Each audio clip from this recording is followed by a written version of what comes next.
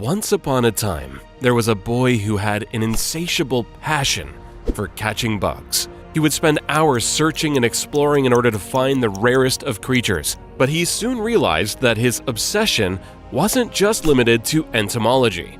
This same boy who had a vision to create his own universe of creatures, a place where he could explore and collect them all. He wanted to make it real, but there was just one problem. How? Little did this boy know that his dream would become the biggest video game franchise in history, Pokémon. But before it became an international phenomenon, it almost didn't exist at all due to a surprise twist of fate. Let's take a look at the amazing journey of how Pokémon was made. The story of Pokémon began in 1965, when Satoshi Tajiri, the young entomologist, was born in Machida, Japan. As a child, Satoshi would explore the nearby forests and streams to catch bugs, a hobby that his friends thought of as strange. Little did they know that it would become the foundation for one of the biggest gaming franchises in history. Satoshi was a big fan of gaming, and he would spend all his free time at the local arcades. He was particularly fascinated by the advancements in technology that enabled more realistic games on newer machines. With each new game, Satoshi became inspired to create something unique and special himself. This passion eventually led him to start a gaming magazine with his friends named Game Freak in 1982. It was here where Satoshi met Ken Sugimori, who would become the illustrator of Pokémon and a lifelong friend. As they worked on their magazine, Satoshi kept developing his idea for a new game, one that featured creatures he himself had caught as a kid. Satoshi decided to approach Nintendo. Yes, the same Nintendo that created Mario and Zelda. He presented them with the idea, a game that lets players explore, collect, and battle their own creatures. But they weren't impressed. They felt it was too ambitious and didn't have enough appeal for gamers. But Satoshi wouldn't give up on his dream. After being rejected, he started to work on what would become Pokémon. He worked long hours, often over 18 to 20 hours a day, to make it happen. But he was determined and eventually convinced Nintendo to give his game a chance. Nintendo assigned Satoshi to work with legendary game maker Shigeru Miyamoto, the man behind Mario and The Legend of Zelda. Together they worked on making Satoshi's dream a reality, spending 6 years creating Pocket Monsters. On the 27th of February 1996, Pocket Monsters was released in a green and red version for the Game Boy. Players could capture, train, evolve, and battle creatures they encountered while exploring the game world. And with a cable to connect two Game Boys together, players were able to trade their Pokémon too. The games were an instant success. People everywhere became obsessed with catching and collecting Pokémon. Nintendo quickly realized the potential of this new franchise and decided to release a third version, Pocket Monsters Blue. Not only was the name changed to Pokémon, but they also released the game in English-speaking countries as Pokémon Red and Blue in 1998. It sold millions of copies and became one of the most beloved games ever made. In the following years, 7 more generations of Pokémon were released, from Gold and Silver to Ruby and Sapphire, Diamond and Pearl, Black and White, X and Y, Sun and Moon, and most recently Sword and Shield. With each new generation, more Pokémon join the games. In fact, there are now around 898 different species of Pokémon. And did you know there are 8 different regions to explore in the Pokémon world, each with its own unique type of Pokémon and culture? It wasn't long before Pokémon became a global sensation. The original games were popular, but there was something else the fans wanted: trading cards. The success of the first games led to another idea: creating a physical version of Pokémon. In October 1996, Media Factory released the first set of cards for the Pokémon trading card game. It had 102 cards with artwork by Ken Sugimori and Mitsuhiro Arita. Players could play this game with 2 or more people, each using their own deck of cards to battle and trade Pokémon. The objective was to win a 6-prize card match by knocking out all of your opponent's prize cards. These cards quickly became popular in Japan, and 3 years later, they were released in North America by Wizards of the Coast. Soon after, other countries around the world started to get their hands on Pokémon cards too. The Pokémon trading card game became an international sensation.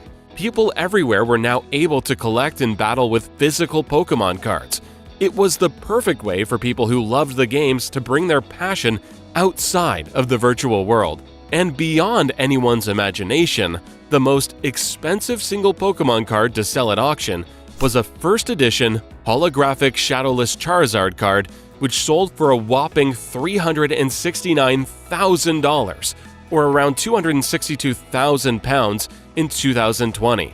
Well, the success of the trading card game wasn't just limited to cards. The franchise became so popular that it spawned an animated TV series and mini movies. The Pokémon anime first aired in Japan in 1997, with a brand new take on Ash Ketchum's story. It followed Ash as he set off on his journey to become a Pokémon master alongside his beloved Pikachu. Ever since then, there has been 23 series and over 1,000 episodes of the show. The anime has become iconic around the world, introducing fans to new characters and Pokémon as Ash explores different regions. But that's not all. In 1998, the first Pokémon movie was released in Japan. It follows Ash and his friends as they try to stop the powerful Mewtwo from wreaking havoc. The movie was a huge success and was released worldwide in 1999. Since then, there has been another 23 movies featuring characters from the show and introducing new Pokémon, some of which appeared for the first time ever in those movies. And you know what? The latest movie, Pokémon the Movie: Secrets of the Jungle, released in December 2020, became the highest-grossing Pokémon movie of all time. But the story of Pokémon doesn't end there. In 2016, a game called Pokémon Go was released for mobile devices, and it changed everything. Literally.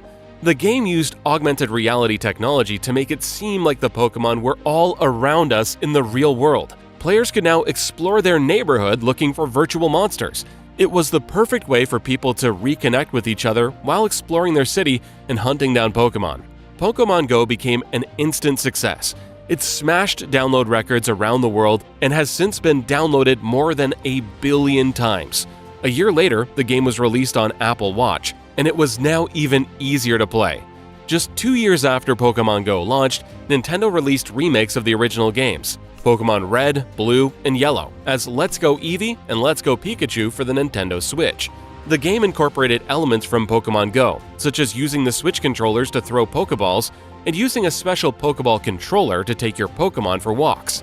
The game was an instant success, breaking records in its first week of release. This sparked a whole new wave of remakes, with Pokémon Snap that was released in 2021. Pokémon Snap was a revolutionary game in its own right, allowing players to explore photogenic landscapes while discovering and photographing wild Pokémon and interacting with them. The game follows a familiar formula as players take on the role of a photojournalist, traveling through diverse locations such as beaches and jungles to take pictures of wild Pokémon. Unlike other Pokémon games, players don't battle wild Pokémon. Instead, they must use various items to encourage them to pose for pictures. Pokémon Snap has been highly praised by fans and critics alike, with many hailing it as the perfect blend of classic Pokémon gameplay and modern technology. With the success of Pokémon Go, Let's Go games, and the latest movie, it looks like Pokémon is here to stay. But what does the future hold for this beloved franchise? One thing is for sure, there are going to be plenty more games and movies in the years to come. New regions, new characters, and new Pokémon are just around the corner. We can also expect to see continued innovation as Nintendo continues to explore different ways of playing with their beloved monsters. But it's not just the games that are growing. The Pokémon fandom is also reaching new heights. There's more fan-made art, cosplays, and merchandise than ever before. It looks like there's plenty to look forward to for fans of the franchise. So it looks like Pokémon isn't going anywhere anytime soon. Whether you've been a fan since 1998 or just recently got into the series, there's something for everyone in this ever-evolving franchise. And we can't wait to see what the future holds.